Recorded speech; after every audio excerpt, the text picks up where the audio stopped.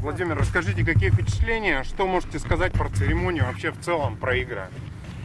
Вообще я первый раз прилетел на гору Кегелях и смотрю, как встречает нас дух горы, дух природы Баянай. Очень приветливо, солнышко, тепло.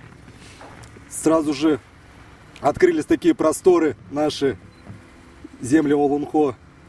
Очень красиво, могуче, сильно. И церемония прошла успешно. Увидели, как встречаем, огонь зажигается. Очень понравилось. Вдохновляет. Я очень получил огромную силу, вдохновился. И это поможет мне для победы в Рио-де-Жанейро. Владимир, а какие ожидания от игр Дети Азии? Что можете сказать о ваших ожиданиях? Ожиданиях? Ну, как всегда, победит Якутск, республика. А ожидания честные, красивые игры. Есть?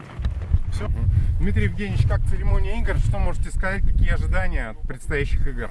Сегодня 100 дней до начала 6-х международных спортивных игр Дети Азии. Сегодня здесь зажжен по традиции огонь этих игр. Это традиция зажжения в священном месте для якутян огня. И дальше этот огонь будет доставлен во все муниципальные районы нашей республики для того, чтобы десятки тысяч людей, живущих в нашей республике, могли к нему прикоснуться.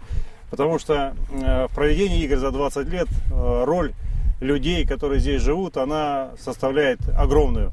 И, конечно же, я надеюсь и уверен в том, что огонь, который в душе у наших людей живет, он будет приобщен к этому огню, соберется энергия такая особая. И в день открытия 6-х международных игр в городе Якутске будет особый дух, особые эмоции, которые будут переданы детям из всех регионов Азии, которые приедут к нам.